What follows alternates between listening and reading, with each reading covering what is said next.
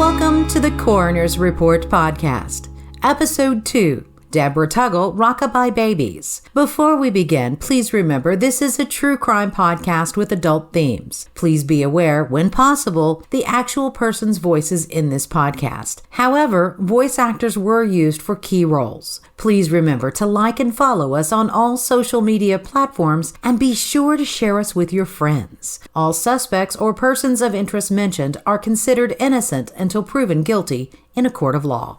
That day was like any other day. I worked for the city of North Little Rock in their traffic department. I got off work in the early afternoon like normal and headed to the babysitter's house to pick up my 3 girls. It was my routine. I loved my girls. I brought the girls home and cleaned up Tamika. That girl had been playing hard in the dirt. Gave them all a snack. Tamika had her Cookie Crisp. Amanda and Cindy had a bowl of Fruity Pebbles. That night, I decided I needed a little break and I wanted to go to the movies. I remember seeing little Tamika waving goodbye from the front porch. I never thought in a million years that would be the last time I would see her.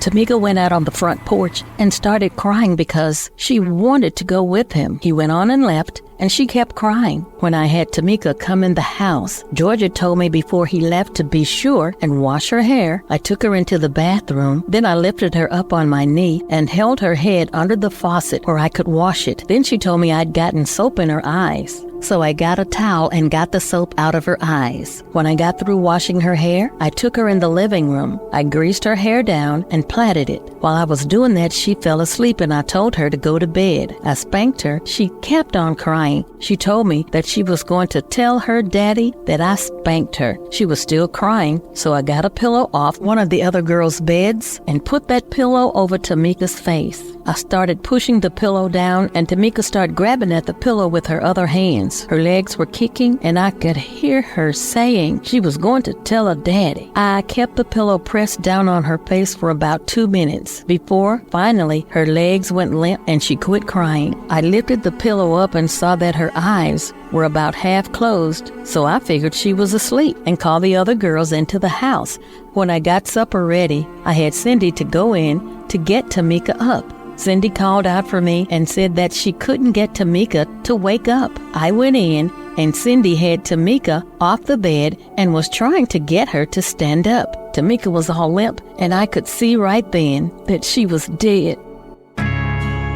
Hello and welcome to the Coroner's Report. I'm Steve Nawojczyk. I was the coroner in 2 of Arkansas's largest counties and also served as the director of the state crime lab. Before we get started, please remember to like and subscribe and comment wherever you are listening. And as always, thanks for listening to me and my partner, Tracy. Today we will be speaking with LeMaster, who was the original investigator on the case we will be discussing. He retired from the Little Rock Police Department and started his second career as a therapist, but like me, he never really got Debra Tuggle off his mind. So this is one of the rarest cases in the nation.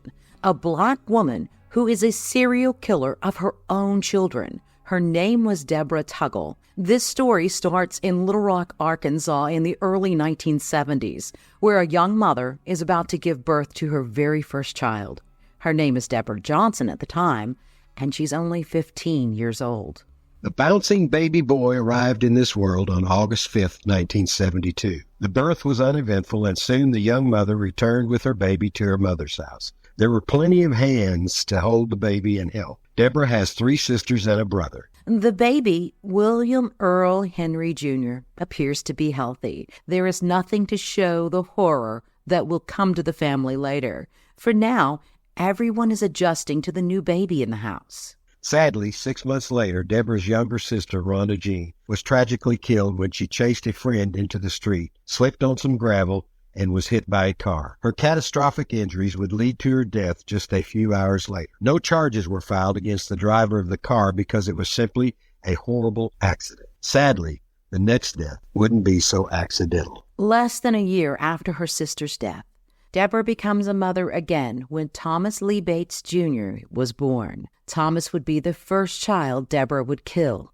but he wouldn't be the last. Investigator LeMaster started methodically investigating this case, but it would be over a decade later before the investigation would even start. In the investigation, what took me 4 months was I tried to go back and recreate or reconstruct the scene at the time of death in each one of those specific incidents of death. Who was there? Where did it happen? Who was there when it happened? Who was she living with at the time? Who was in her life? Who the father was? What was happening at the particular day of the death? Who found the baby, and she did in each case. And then kind of what unfolded from there, who was notified, who pronounced, where was the baby taken. So recreating all of that was, fairly tedious because so much of it wasn't just a clean paper trail. You had to really dig through, and some of it I didn't get all the information, but most of it I was able to piece together each particular incident. And then what unfolded was this pattern. Debra would confess to all of her crimes many years later. Her confessions were illuminating. I was 16 years old when Thomas Jr. was born. His father had left for the service a month before. After Thomas Jr. was born, I wrote to Thomas Bates, the father, telling him about the birth. He wrote me back and said, when he got out of the service, he didn't ever want to see me again, but he wanted to see the baby. As time went by, the baby was real irritable. He cried a lot. One afternoon in March 1974, I was at the house watching TV, and I had the baby in my lap and had a blanket wrapped around him. I took the blanket from around him and put it across his face. He offered no resistance. I pressed that blanket down real tight against his face, and he went right out. When he was limp, I lifted the blanket off and saw that he wasn't breathing. I took him then and put him in the baby bed. I knew at that time he was dead. I came back and called the police. The police came out. I didn't hear no more after that. During that era of death investigation in Arkansas, it was really death investigators when it came to the SIDS cases. We were in a trick bag because in order to get an autopsy done by the SIDS Project, which worked at the Arkansas Department of Health, you had to get the permission of both the parents of the child. Now, what parent who just smothered their child is going to give permission for an autopsy that might essentially cook their coconuts? You know what I mean?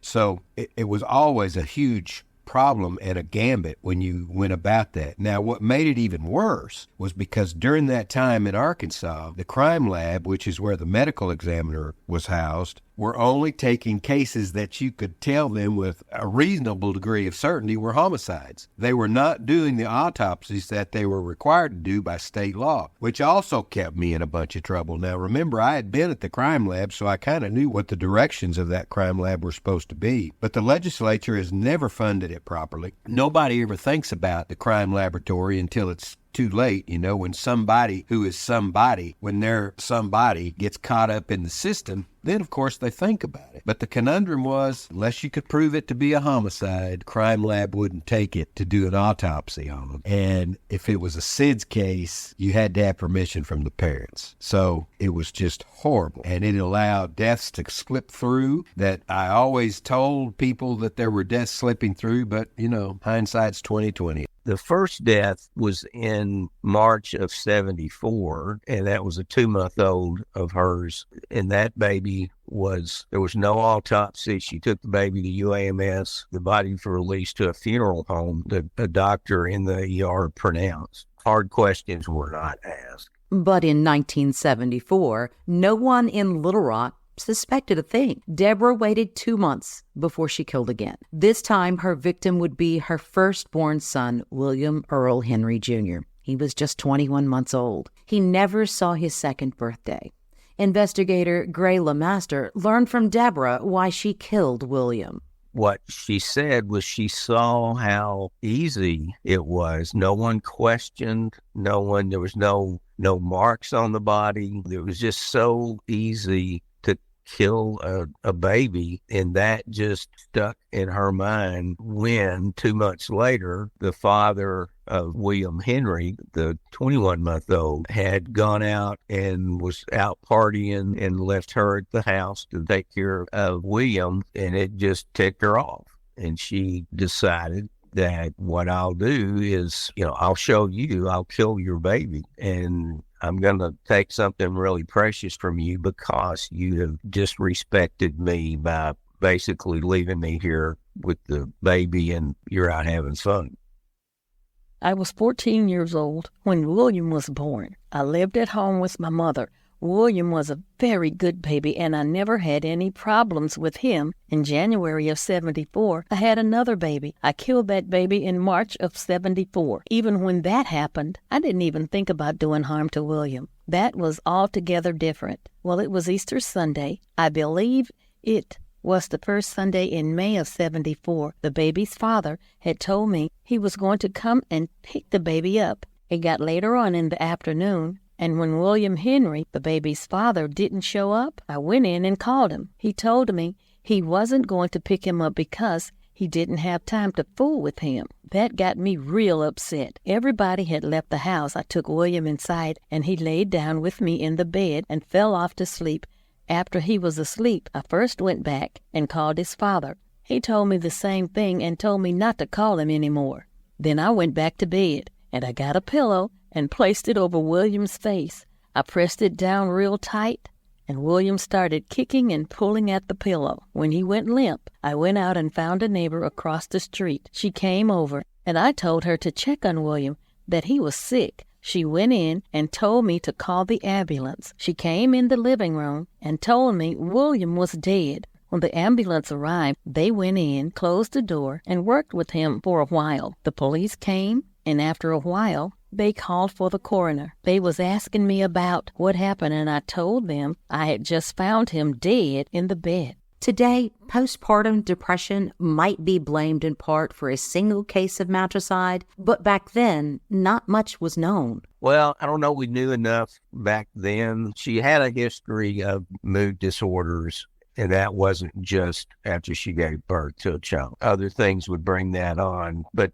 that's a possibility. I think you go back, that becomes the pattern of her getting mad at the father and killing the child. She was dangerous and, very reckless in the sense that for her, there was this pattern, and put her in those circumstances. It's horrible to think of where her mind would go. 7 months later, Debra had moved in with a new man, Thomas Givens, and by the start of 1975, Debra was pregnant again. In November of 1975, Debra gave birth to Ronald Earl Johnson. Ronald was a very good baby, and I never had no problem with him. For 6 months, Ronald stayed down at Scott with Mary Givens, who was by my boyfriend, Thomas Givens' mother. But Thomas Givens wasn't Ronald's daddy. His daddy was Robert Earl Brown. I had told Thomas about what I had done to my other 2 babies, and Thomas told me he was going to use that against me to get custody of Ronald. This was all before I went and got the baby from Mary Givens' house in Scott. When Thomas told me that, I went and got the baby and brought him back to my house. Thomas kept calling me and saying he was going to tell what he knew. After that, it was late one evening around the middle of August. I was living back at my mother's house. I had got Ronald to sleep in my bed. I went in the bathroom and shot some coke. I came out, sat up for a while, talking to my sister. Then I nodded off to sleep. When I woke up the next morning, I found that I had rolled over on Ronald. When I woke up, Ronald was under me, and he was dead. I was doped up, and I couldn't really tell. My brother told the police he had come in around 3 that morning, and the baby was awake, and he talked to the baby. I told them I had just woke up and found the baby dead. I didn't say anything about having smothered him. And that pattern of deaths would not be lost on investigator Gray LeMaster. The same scenario, different father, but same thing. He left her there at the house and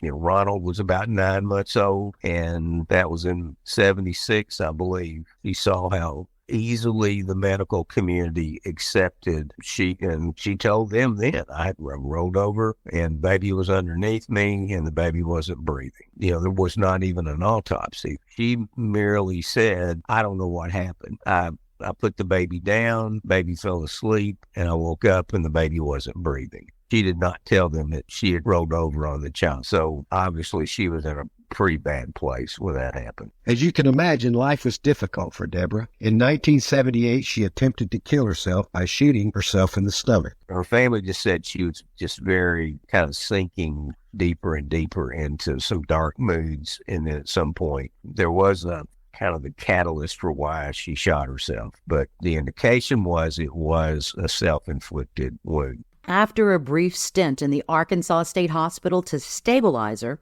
she was released, and Debra quickly found another man. In May, she married Tom Tuggle. She also had a few run-ins with the law, nothing major, just some petty theft. She told people that her babies had died of SIDS or of a blood disorder. Like clockwork, 6 months later, Debra was pregnant with her fourth child. On August 4th, 1979, I had a son that we named Terrence Andre Tuggle. I was married to Tom Tuggle at the time. Terrence was not Tom's child. He was Freddie Thompson's baby. But since I had married Tom, I gave Terrence Tom's name. When me and the baby came home from the hospital, Terrence started being real irritable at night. He wouldn't sleep, and we thought that he was just spoiled. But then he started having trouble sleeping during the day, too, and I figured there was something wrong, but I wasn't sure. I still thought maybe he was just spoiled. When Terrence was about 2 weeks old, me and Tom split up, and I moved into Freddie Thompson's apartment in Jacksonville. I had been out to Jacksonville 2 days. When I got up one morning and I fed Terrence, he immediately started spitting up right when I got through feeding him. I had laid him in bed and I turned him over on his stomach and started patting him on the back. When I turned him over, he was bleeding from his nose and mouth a whole lot.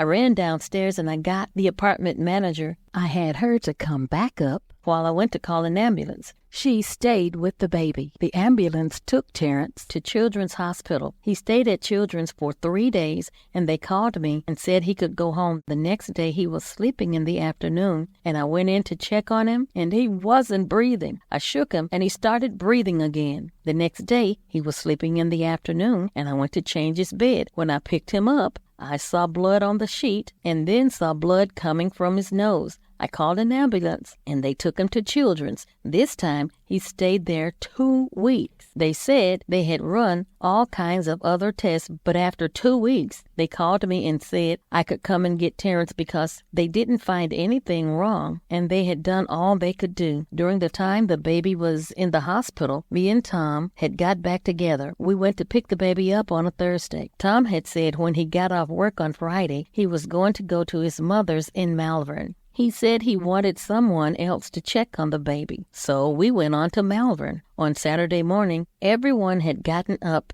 and gone fishing, just leaving me and Terrence there at the house. I had fed Terrence, gave him a bath, and put his clothes on. He started acting real irritable again. He was fussing and crying. I had tried to pick him up and all, but I couldn't get him to stop crying. I was just frustrated because I couldn't get him to stop crying. That and the fact that nobody seemed to be able to figure out what was wrong with him. I just couldn't stand it anymore. So I went in and laid Terrence down on the bed, put my hand over his face where I had his nose and mouth covered. He started kicking and thrashing about, but I held him like that until he went limp. I called an ambulance, and they took him to the hospital. Dr. Brashears came out and told me that Terrence's lungs had collapsed and that he was dead. I was afraid to tell anyone what I had done. Since Terrence had been having all those problems, everyone just assumed that's why he died. Again, Little Rock homicide investigator Gray LeMaster rebuilt this case years later when folks started realizing these babies didn't just stop breathing and die. She kills Terrence, and that happened in Malvern in October of 79. But the same scenario, father leaves her at the house while he goes out and with his friends, and she kills their son, smothers their son, and then the child was taken to the hospital there in Malvern, and she had reported that the baby was unresponsive in the crib, and there was no autopsy. The ER doctor ruled that it was cause of death was SIDS. that was part of the circumstantial case that I was trying to build. And again, it was still not enough to convict her, but you could definitely point to this pattern, taking all the other deaths into consideration. And then here in 1979, although that one was not in our jurisdiction, I went ahead and did as much legwork as I could in hopes that more in trying to use that information to support the cases that were in our jurisdiction. That was probably the one that had the most actual recorded events going on of her activity, I guess you'd say, in the lead up to that incident. Man, the Little Rock in the 80s was crazy. I mean, it was probably like a lot of other places, but there was a lot of stuff going on, a lot of night partying, a lot of nightclubs. People would bounce from nightclub to private club, back to another nightclub. I mean, it was just party, party, party. And of course, that was the era of cocaine, and it was wild for a little small town. Little Rock was sure full of adventures. In Little Rock and in Arkansas, actually, in the 80s, when it came to SIDS cases, it was bizarre because the laws weren't like they are now. And if we suspected SIDS, which SIDS is basically a wastebasket term. It means that you've ruled everything else out. But the outward signs of SIDS are, well, there's no outward signs. I mean, it just looks like the baby died in the crib. And I think what happened in this case is old mom, she figured it out on that first one, saw how easy it was, and then just breezed on through the rest of them. Not far from where Debra was living with her mother, George Paxton lived with his 3 little girls. He was about 10 years older than Debra and had a good job. He was simply a good man. He had to be, because in the early 80s, it was really odd for a man to be awarded custody of 3 little girls. George's life was about to change in ways he could never imagine. In August of 1981, he went out on a blind date, and 6 months later, she moved into his home and started caring for his little girls. She was quiet and real likable, real gentle sort. She seemed to love my children. I knew about the death of her 4 other babies, and I was worried about her mental health because she'd had a breakdown after she lost the kid. I knew she had shot herself in the stomach in 1978, and I went to the state hospital and talked to her psychiatrist. The doctor told me she was well enough to be released from the doctor's care, so I felt she was safe. It wasn't after all Melissa's birth did I start noticing things. George simply took a break from fatherhood and went to a movie. Not only did he not have a clue she was a killer, he even believed her after Tamika's death. But Tamika's death would be the catalyst that started a police investigation. The one we knew the most about was she was the girlfriend of George Paxton and his daughter, who was not quite 3. And we actually had an investigation. It was ruled inconclusive initially, and then we had Dr. Malik further. We almost exhumed her body. I kind of started with that case and then worked backwards. By that point, she had a pattern of, I know what to do. What she didn't factor in is that she was beyond the age limit of back then. The criteria for SIDS was at about a year. That obviously almost 3, she was beyond that. But she did the same. She put Tamika to bed and she put a pillow over her face and smothered her. And they did not call it that one SIDS because she was just too old. That's what made it this big mystery, because the autopsy report read that she died from natural causes and it said acute aspiration pneumonia. You look that up and it's a pretty broad term. Of course, Debra wasn't through having babies yet. In December of 1982, while living with George Paxton in the house where she killed Tamika, Debra conceived another baby. In January of 1983, I found out I was pregnant. The father was George Paxton. George didn't believe right off that I was. I don't think he wanted to believe it. George had told me that he didn't ever want another child because he had lost Tamika in June of the year before. George kept telling me that he was afraid because of Tamika's death and the fact that I've had 4 children die when they was just babies. One night, I was 7 months along. It was in July. George and me was talking one night, and George told me that he just didn't want the baby. The next day, after he had gone to work, it was about 1:30 in the afternoon. I took a coat hanger and straightened it out and inserted it into my vagina and pushed up until it wouldn't go any further. I started jabbing the coat hanger. I was trying to kill the baby. Once I started bleeding, I removed the coat hanger. I started having real bad pains in my lower stomach. I called George at work, and he said he would be home as soon as he could. I called my doctor, Dr. Fields, and he told me to come to his office. Dr. Fields examined me, and I didn't tell him right off what I had done. I waited a couple of days and told him what I'd done. When Debra became pregnant, her doctor, Dr. Patrick Fields, became very concerned due to Debra's history with children. After her abortion attempt, Dr. Fields made several efforts to have Debra committed to the state hospital so she could be examined. The judge denied the petition to have Debra committed. George Paxton stood by his wife and wasn't happy that Dr. Fields thought Debra needed help mentally. Like many of us, he wore blinders and didn't see the signs that others saw. His own brother doubted Debra's story on what happened to Tamika.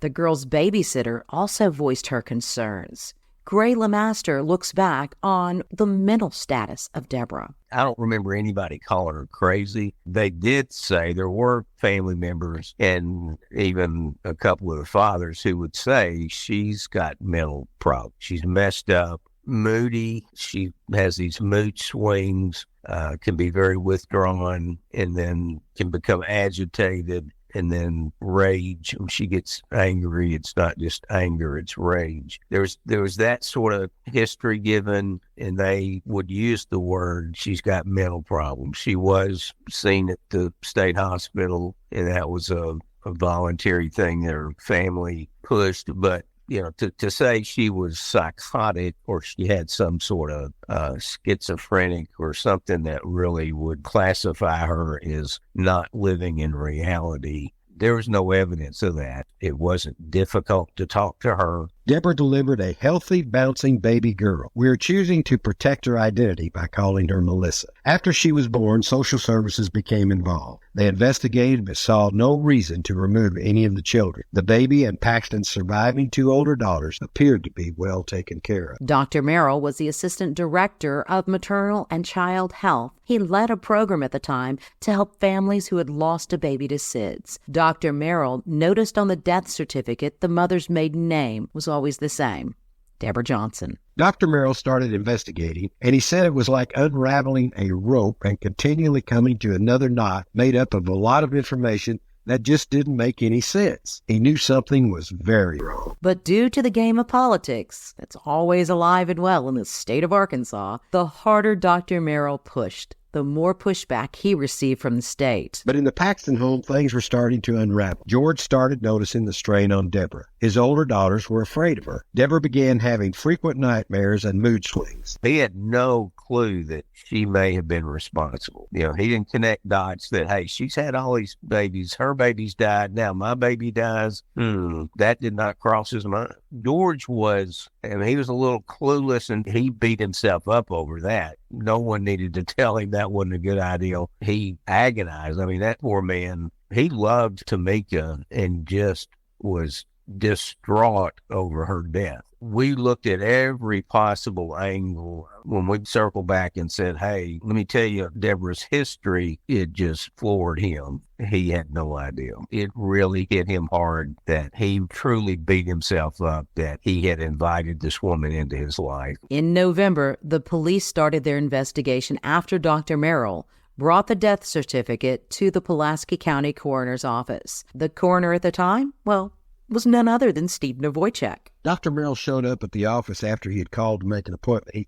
He didn't want to talk about it over the phone, so he came and he started talking to me about these cases of dead children, dead infants actually, or babies. And each one, you know, it was mesmerizing as he went through them because he obviously had done a lot of work on it. And when he got to the part about Tamika's autopsy, when he said that Dr. Malik did not find any pneumonia in Tamika's tissues, but he did detect soap. I knew right then that we had to get him straight away, Dr. Merrill that is, to the police department, because what he was telling me was an unbelievable case that he had unraveled. And that's when Dr. Merrill and I went to the police department, and thank goodness they handed the case off to LeMaster. Dr. Merrill had uncovered where she was the mother, and she had a different father. That was the link, was she was the mother. By mid-November, George Paxton, he'd had enough. Debra had agreed to give him custody of Melissa, and he was worried that she might change her mind and come back later for her daughter. On March 20th, 1984, Debra was finally arrested. She was held on $750,000 bond and charged in connection of the deaths of 3 of her babies and Tamika Paxton. Police at the time expected a 5th charge to be added from Hot Spring County for the death of Terrence Tuggle. And over the course of 10 years, 26-year-old Debra had killed 5 babies, all in a similar fashion. Based on the evidence as it presented itself, because every one of those 5 deaths where she admitted she killed the child were the circumstances or the cause or her motive for murdering that child almost identical. Oddly, Debra called Verlene Freeman from jail following her arrest. Verlene was the babysitter of the Paxton girls.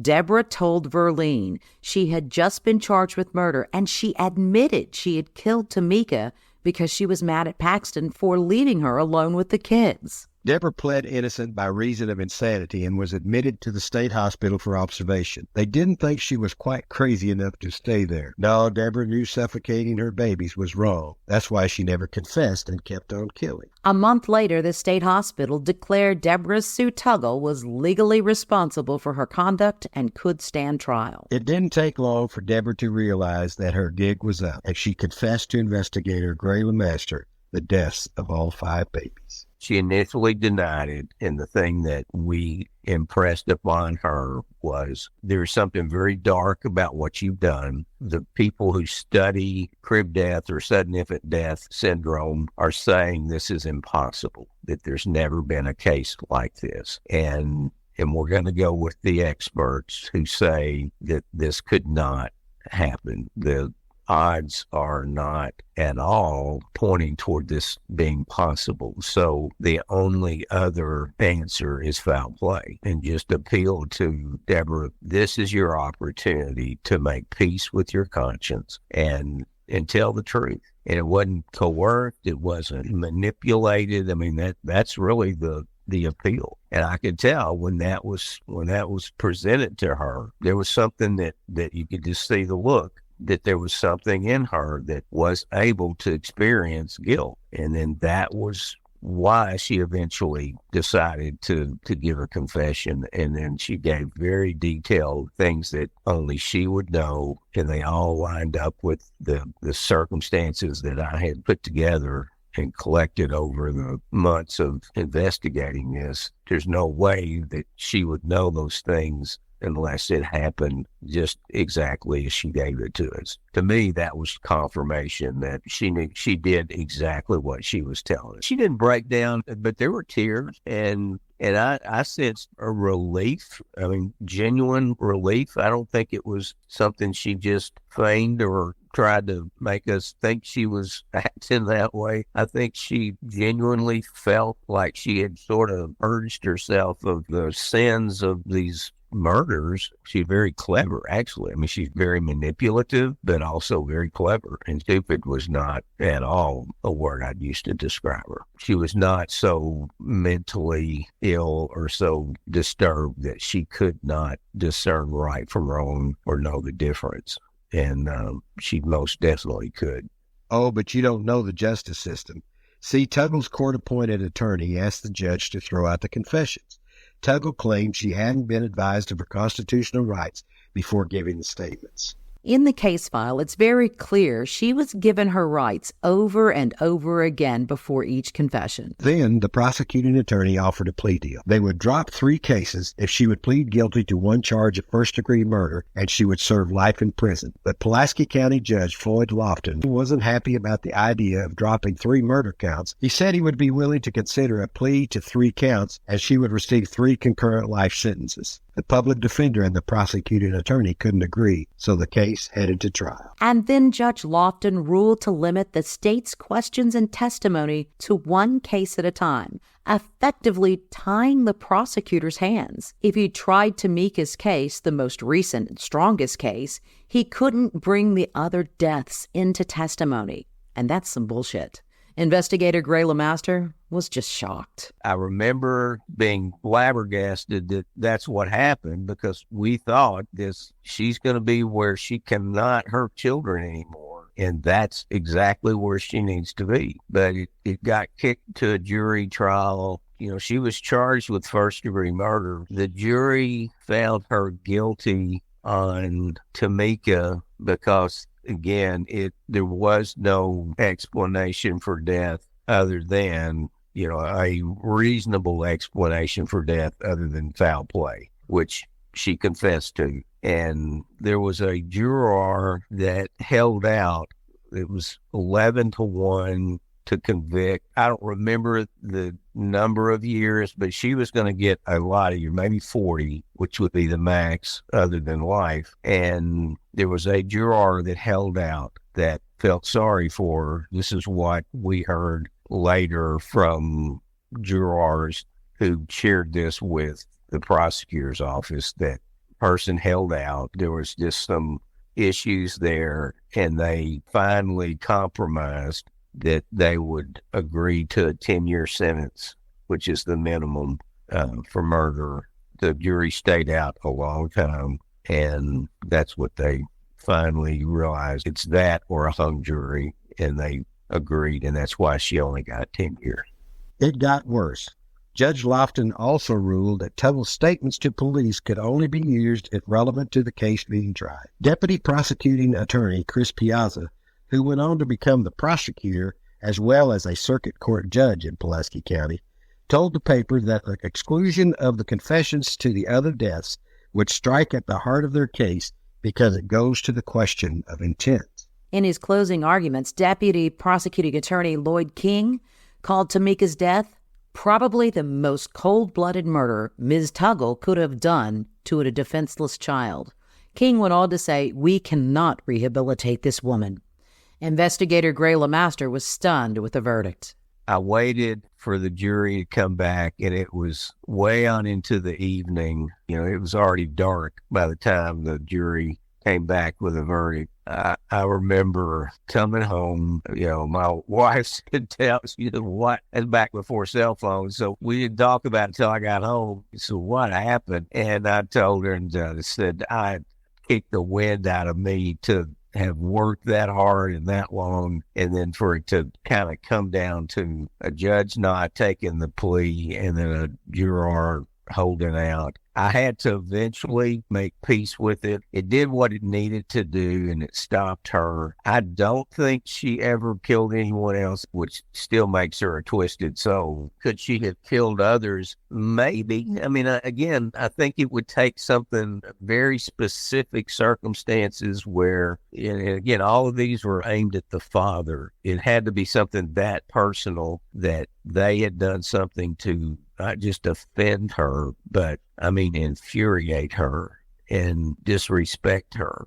A few months later, Debra was scheduled to go on trial for the murder of her 9-month-old son, Ronnie Earl Johnson. She had given 2 confessions for the 1974 murder. But Judge Lofton said the other confessions related to the murders of 2 more children were inadmissible. Her public defender, William Simpson, then argued that any delay would adversely affect her ability to gain parole and that she had been wrongfully denied a preliminary hearing to decide whether the Little Rock police had probable cause to even arrest her. In the end, all charges were dropped. Investigator Gray LeMaster, who ended up being a therapist in his second career after his law enforcement days, has special insight looking back on this case. There was such a fragile mentality in her that very easily offended and again felt this need to get revenge. And, what drove that, I don't know, but it certainly existed, and in a very disturbing capacity to do very violent things. To put a pillow over a baby's face and, not to sensationalize just things that stick with you as an investigator, and it just gives you just this chill. But when she was smothering Tamika woke up, and of course Tamika's almost 3, so she's verbal and, very capable. So she has to really use force to hold her down because she's fighting her. And Tamika says, "I'm going to tell my daddy if you don't stop." And she kills her. And you just think, oh my gosh, for someone to be that without a conscience, without that ability in the moment to take control of yourself, and instead of I'm gonna make this man pay because he wouldn't take me out with him. That's just, there's such a disturbed mentality in there that something is truly fragile, and allowing her to commit these acts of violence without remorse, and then not only commit them, but to continue to commit them. Her moods are such that they can go to some very dark places and commit some very heinous acts of violence that serve her purposes. I understand that there was a context that had to trigger that, or to put it in motion. They had to be right. She's not just some ruthless killer that public beware. And I think that may point to she's not dangerous. When you think of a serial killer, you think of somebody who's dangerous. I think hers was very circumstantial, and she found herself in these moments of her own desperation, which obviously I'm not excusing at all. What she did is evil. She murdered her own children and daughter of her boyfriend, and there's not much in terms of innocence that you're going to do that. Those are all very, very helpless victims. Tamika's father, George Paxton, was left with a lot of questions. I didn't want revenge, just justice. I'm frustrated because the state was stopped from presenting evidence that Debra confessed to killing 3 of her own kids and implicated in the death of another. It seemed to me that the legal system, judicial system, has forgotten about victims and survivors. Well, there was a context to what she did. Again, it was disturbed and dark, and again, it was heartbreaking to realize just how she took her anger out on these innocent little children, and so disappointed in the system, I didn't feel like it gave her justice. Debra Sue Tuggle served 8 years of that 10-year sentence before being released into society again. My question to Gray was, could she do this again? There was always that possibility. There was a bit in her. One of the things that I tried to establish in terms of a common thread or a common link between the deaths, and one of them obviously was motive. Why was she doing what she did? I thought I knew what it was, and then she confirmed it in her confession, and they were vindictive.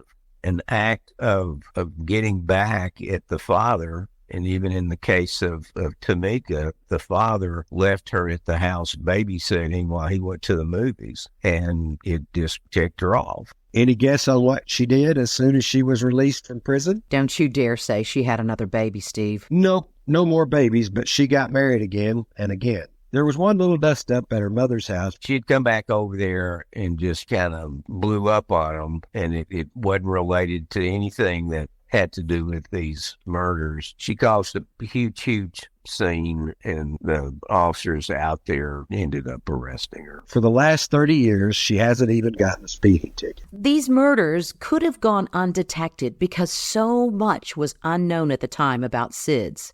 Gray has more thoughts. There was no protocol on what do you do when. There was even, in some places, really no protocol for child abuse cases. Evidence of something, either physical or sexual. A lot of hospitals just in the 70s just did not have a protocol. I never faulted or tried to point the finger at any of these hospitals or doctors that ruled SIDS. We can't find anything else. We never know why killers choose to kill. Lots of questions are still out there, like, what did the family know? Most of those babies died in her mother's home. Within the family, even though they knew she was, she had these mood swings and could really become violent in terms of angry, but that just was out of the question. She would do something that heinous. I never talked to them directly after we charged her. I very deliberately kind of stayed away from Debra. I wanted to do all of my legwork. She obviously knew she was under police investigation, but I did not interview her before the day I picked her up with a warrant. Her family I had spoken to before she was charged in a more I'm gathering information. I'm trying to make sense of a pattern, and can you help me? They believed what the medical experts had ruled. She told me she did not confess to them. Here's what I've done. She kept that to herself. Nobody knew that but Debra. Her last baby, Melissa, the only survivor, grew up in her father, George Paxton's home with her older sisters living in the shadow of the missing sister, Tamika. She's alive today, working in the healthcare industry and saving lives, all because a meddling doctor and a coroner got involved and they gave a damn. Well, this wraps up episode 2 of our podcast on the Coroner's Report. Thank you for listening. This concludes this episode of the Coroner's Report, episode 2, Debra Tuggle, Rockabye Babies. If you like our content, please remember to like and subscribe, and be sure to share this with your friends. If you have questions, please reach out to us on our website at coronersreport.net or on any social media platform at the Coroner's Report. Special thanks to LeMaster for sharing his memories. And thanks to voice actors Tracy Steele and Dee Dee Woods. Copyright 2024 Aussie Grove Media Group, LLC.